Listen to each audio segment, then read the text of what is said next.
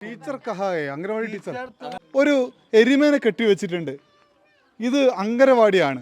ദരിയാപൂറാണിത്. ബീഹാറിലെ ഗയ ജില്ലയിൽ ഉള്ള ഗ്രാമം. ഈ ഗ്രാമത്തിലെ അംഗനവാടിയാണ് വാട്ടർ സൈക്കിൾ ഡയറി ഇന്ന് പരിചയപ്പെടുത്തുന്നത്. ഇതാണ് അംഗനവാടി. ഒരു എരുമേനെ കെട്ടിവെച്ചിട്ടുണ്ട്. ഇത് അംഗനവാടിയാണ്. ഇവിടെ പണ്ടപ്പോഴോ വരച്ച കുറച്ച് ചിത്രങ്ങൾ, ആ ചിത്രങ്ങൾ ഇതിനകത്ത് ആരോ സിമെൻ്റൊക്കെ കൂട്ടി വെച്ചിട്ടുണ്ട്. ഇതിനകത്ത് ഒരു 4 ചാക്ക് സിമെൻറ്റ് വെച്ചിട്ടുണ്ട്. ആകെ അഴുക്കായി കിടക്കുന്നൊരു സ്ഥലം.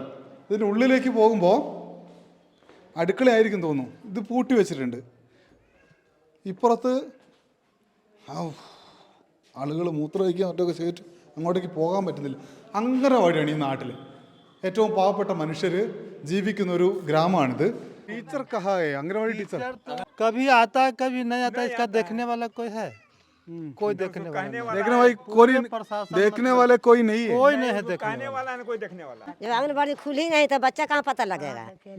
ड्यूटी में कभी आते हैं कभी नहीं आते हैं, और वो भी आते हैं तो महीना में 2 दिन खिचड़ी बनाते हैं। तो हर आदमी उपला रहा है कि हम करेंगे, वो करेंगे, ये करेंगे, वो करेंगे। अब आज देखने वाला कोई नहीं है। 5 साल तक कोई नहीं देखेगा। ബീഹാറിൽ എവിടെ നോക്കിയാലും അംഗനവാടി ഇങ്ങനെയാണെന്നാണ് പറയുന്നത്. അതായത് ചെറിയ മക്കൾ, ആ കുഞ്ഞുങ്ങൾക്ക് ഭാഷ എഴുതാൻ, അതല്ലെങ്കിൽ കൂട്ടത്തിലൊന്ന് നിൽക്കാൻ, അങ്ങനെ മറ്റു പലതും അവർ പഠിച്ചു തുടങ്ങുന്ന സ്ഥലമല്ലേ അംഗനവാടി. ബീഹാറിലെ അംഗനവാടി നോക്ക്, ഈ ഗ്രാമത്തിലെ അംഗനവാടി നോക്ക്. आता है एक दिन आता है तो बच्चा लोग को बहुत तरह का आता है, देवो नहीं करता खाने के लिए। बिहार में बेरोजगारी बहुत काफ़ी है।